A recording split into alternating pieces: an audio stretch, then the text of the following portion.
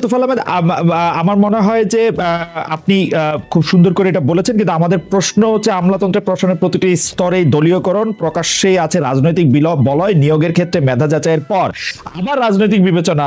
এই বিষয়টি শুরুতেই প্রজাতন্ত্র নয় বরং সরকার দলীয় রাজনীতির প্রতি আনুগত্য থাকার বিষয়টি আসলে উস্কে দেয় কিনা, এটা হচ্ছে আমাদের প্রশ্ন।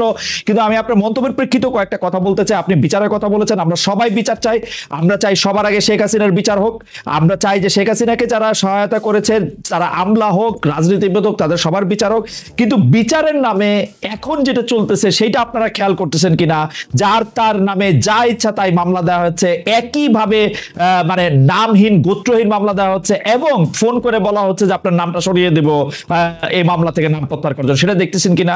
দুই হচ্ছে সংস্কার, যেটি কথা আপনি বলতেছেন, অবশ্যই এই সরকার বা প্রতিষ্ঠিত হয় নাই শুধুমাত্র ইলেকশনের জন্য, কিন্তু ইলেকশনটাও একটা বিরাট বড় কারণ ছিল যার জন্য এই সরকার পরিবর্তন হয়েছে। শেখ হাসিনা ইলেকশন দেয় নাই বলে সরকারের পরিবর্তন হয়েছে। ইলেকশনটা সর্বপ্রথম কাজ বলে আমি মনে করি গণতান্ত্রিক সরকারের কাছে ফিরতে হবে সবার আগে, এবং নির্বাচনটা তো করতেই হবে, নির্বাচন নানা রকম ভাবে। স্যার, আপনি যদি আমার প্রশ্ন জবাব দেন এবং আপনার মন্তব্যের প্রেক্ষিতে আমার মন্তব্যের ব্যাপারেও যদি স্যার একটু আলোচনা করেন। আমি বিচারের ক্ষেত্রে কিন্তু তদন্ত পর্যায়ে একদম শেখ হাসিনার পথে হাঁটতেছে অনেকগুলি জায়গায়। আমি 100টা উদাহরণ দিতে পারি। সংস্কারের ক্ষেত্রে আমি বলতে পারি যে সংস্কারটা গণতান্ত্রিক ভাবে করা উচিত, আর নির্বাচনের ক্ষেত্রে আমি বলতে পারি যে যা যা কিছু নির্বাচনের মেজার নেওয়া উচিত সেগুলি নেওয়া উচিত। না, আপনার সাথে মোটা দাগে কোনো দ্বিমত নেই, কিন্তু বিচারের ক্ষেত্রে যেটা হচ্ছে সেটার সাথে আমি একমত। যাকে যেই ধারায় যেখানে মামলা দেওয়া দরকার, সবাইকে যদি আপনি খুনের মামলা দেন, এটাতে প্রমাণ করা ডিফিকাল্ট হবে। যেমন কিছু পদলেহী সাংবাদিক, তাদের নামে আপনি মামলা দিয়েছেন, এটা খুনের মামলা। তাহলে খুনে কোথায় আপনি জড়িত করবেন? তার যেটা যেখানে যে অপকর্মটা করেছে সেই অপকর্মের জন্য তারা মামলা দেন, তাকে খুনের মামলা কেন দেবেন আপনি? তাহলে তো এটা তো হচ্ছে তাকে আসলে একটা ইমিউনিটি দেওয়ার জন্য আপনার এটা করা হয়েছে বলে আমার মনে হয়। যাকে যে কাজে, যেমন ধরেন কিছু পলিটিশিয়ানস আছেন, তারা সরাসরি খুন করেন নাই, যত হুকুম দিয়েছেন, সহায়তা করেছেন, কিন্তু উনি অনেক ফাইন্যান্সিয়াল দুর্নীতি করেছেন, কারাপশন করেছেন, টাকা পাচার করেছেন। তাকে সেখানে আপনি ভালো করে তারটা প্রমাণ করুন, ওটাই যথেষ্ট তার জন্য। খুনের মামলা দিয়ে তারা কিছু করাচ্ছে, তার যে ফাইন্যান্সিয়াল ইরেগুলারিটি এবং যে কারাপশন, ওখানে তাকে ভালো করে জব্দ করেন আপনি। এই জন্য বলছি যে যেখানে যাকে মামলা যেভাবে দেওয়ার জিনিসটা, সেই জিনিসগুলো সেভাবে যাচ্ছে না বলে আমার ধারণা। এক্ষেত্রে আপনার সাথে আমি একমত। দ্বিতীয় হচ্ছে সংস্কারের প্রশ্নটা আপনি এত হালকা করে দেখলে হবে না। কারণ হচ্ছে সংস্কারটা হচ্ছে, আমি তো বলছি না যে সরকার সব সংস্কার করার পরে নির্বাচন দিবেন। সংস্কারের একটা উদ্যোগ নেওয়া হয়েছে, সবাই একমত হয়েছেন, রাজনৈতিক দলরা একমত হয়েছেন, সবাই একমত হয়েছেন, কমিশনগুলো হয়েছে। 6টা কমিশন তো এই মাসের মাঝামাঝির মধ্যে রিপোর্ট দিয়ে দিবেন। তাইলে সেগুলো তো নিয়ে তা লাভ করতে হবে, করে কতটুকু করা সম্ভব। আর নির্বাচনেরও তো একটা মোটামুটি একটা সময়সীমা দিয়ে দেওয়া হয়েছে। তারা কি আরো আগে চান নির্বাচন? পরিষ্কার করে বলুন যে আগামী 6 মাসে আমাকে নির্বাচন দিতে হবে।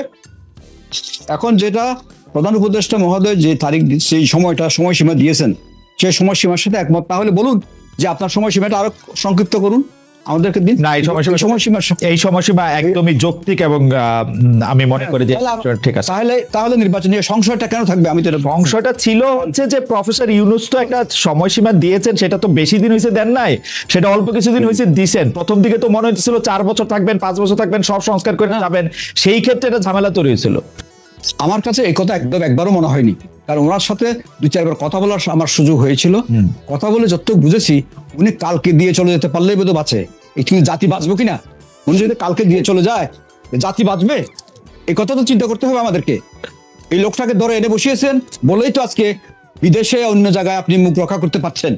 এটাকে মোকাবিলা করতে পারতো না। আমি আপনার সাথে এগুলো ভাবতে হবে, কিন্তু আমি আপনার সাথে একমত যে প্রফেসর ইউনূসের বক্তব্য এবং অনেক সময় অনেক উপদেষ্টাদের বক্তব্য, অনেক সময় এই সরকারের যারা সমর্থক যে নাগরিক আছেন তাদের বক্তব্য আসলে অনেক সময় মনে হয় অন্যরকম।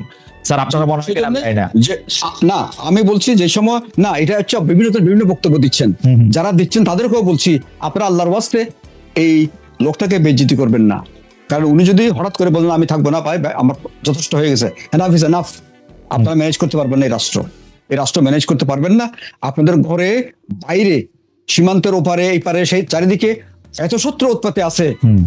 এখন এই লোকটা একটা শিল্ড হিসাবে কিন্তু আপনি এখন ব্যবহার করতে পারছেন, কিন্তু তাকেও যদি আপনি সঠিকভাবে হ্যান্ডেল না করেন, তাহলে কিন্তু আমাদের বিপদ কিন্তু কাটবে না। আর যেটা বলছিলাম স্যার, যে আমলাতন্ত্র এবং প্রশাসনের প্রতিটা স্তরে যে দলীয়করণটা যেটা আশা বসছে, সেটা আপনি কিরকম দেখতেছেন? আমরা অন্য প্রসঙ্গে একটু বেশি এটা আমার মনে হচ্ছে আপনি যে এখানেও আপনার অবজারভেশনের সাথে আমি একমত। জি, কারণ দলীয়করণ মানে কি, যে লোকগুলো আগে ওই সরকারের পদলেহন করেছে সেই সব তাদের পদলেহনের কিন্তু এটা একটা শৈল্পিক পর্যায়ে পৌঁছে গেছে, এটা একটা শিল্প হয়ে গেছে। তারা জানে এখানে কিভাবে পদলেহন করতে হবে। যারা আগে পদলেহন করে নাই তারা এখনো পাচ্ছে না, কারণ তাদের অভ্যাস নাই, এটা তাদের রক্তের মধ্যে সেটা নাই। সেজন্য এই ক্ষেত্রে সরকারের অনেক সতর্কতার দরকার আছে, কারণ আমরাও তো বিভিন্ন জায়গায় কাজ করতে গিয়ে দেখতে পাচ্ছি এই লোকগুলো কারা এবং কি কাজটা করছেন এটা দেখতে পাচ্ছি তো, এবং কাজটাকে কিভাবে তারা ডিলে করছেন, কাজটা কিভাবে তারা দায়িত্ব দিচ্ছেন না, দায়িত্বকে এড়িয়ে যাচ্ছেন, এগুলো দেখা যাচ্ছে তো। এটা কি যারা সরকারে আছেন, যারা উপদেষ্টা আছেন বা এরকম উচ্চ পদে আছেন, তারা কি বুঝতে পারছেন না এটা? কিন্তু এখানে আত্মীয়করণ, আত্মীয় স্বজন এনে বসিয়ে দেওয়া, পরিচিতকে বসিয়ে দিয়ে তার থেকে সার্ভিস না নেওয়া, তাকে একটা পুরস্কার দেওয়া, এইগুলোর থেকে বেরিয়ে আসতে হবে আমাদের। এখানে অনেক কঠোরতার দরকার আছে, যে কঠোরতা না থাকলে এই যে অভ্যুত্থানের যে প্রত্যাশা সেটা পূরণ করা সম্ভব না। বিশ্ববিদ্যালয়গুলোর দিকে দেখতে পাচ্ছি যে কি রকম লোকদের কোথায় কাকে বসানো হয়েছে। মনে করে বিশ্ববিদ্যালয়ের আপনি এমন ভাবে বলতেছেন যে এরা আইসা বৈশা পড়ছে, এদেরকে তো প্রফেসর ইউনূসের সরকারি নিয়োগ দিচ্ছেন স্যার। প্রফেসর ইউনূস তো একজন মানুষ, এটা আরো বহু মানুষ আছে। এখন কথা হচ্ছে আমার বিশ্ববিদ্যালয় নিয়ে আমরা খুব ভাবিত স্যার, আপনি কিন্তু আমার না, আমি একটু বলি আমার প্রাইমারি স্কুল হাই স্কুলের কি অবস্থা চলছে, এই জিনিসটাকে আমরা দেখতে পাচ্ছি। হাই স্কুলগুলোতে কিন্তু শিক্ষক নাই স্যার। এখন তো মুশকিল।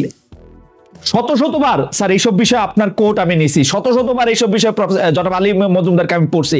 এখন তো স্যার আপনারা ড্রাইভিং সিটে, এই জিনিস এখন আর আপনি কারে বলবেন? আমি বলছি, আমাকে বলতে দেন। কথা বলছেন এর ধারাবাহিকতায় আমি বলছি, আমি যেটা দিয়ে শুরু করেছিলাম যে আমরা যে ধ্বংসস্তূপের উপরে দাঁড়িয়ে কাজ শুরু করেছিলাম, 2-3টার দিকে আমি বলি নাই। যেমন আমাদের প্রধান 2টা খাত, স্বাস্থ্য, স্বাস্থ্যের আর একটা শিক্ষা।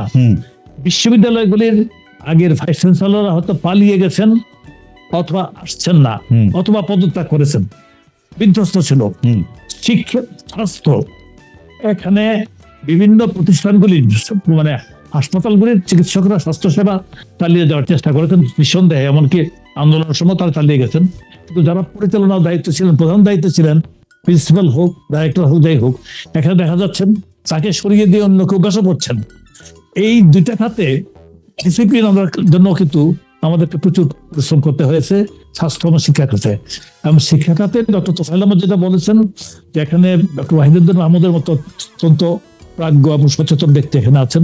ভুলভ্রান্তি ওনার হতে পারে না, এবং কোথায় বলবো না, হতে পারে, হলে সংশোধন করা হবে, সেখানে করা হবে। কিন্তু কথাটা হচ্ছে এই জিনিসগুলো তো ছিল না, টোটালি তো নিশ্চিহ্ন হয়ে গেছিল। শিক্ষা প্রতিষ্ঠান এবং স্বাস্থ্যসেবা প্রতিষ্ঠানগুলির প্রশাসনিক কাঠামো নিশ্চিহ্ন হয়ে গেছিল। এটা দাঁড় করাইতে গিয়ে সরকারকে কিন্তু অনেক সময় নষ্ট হয়।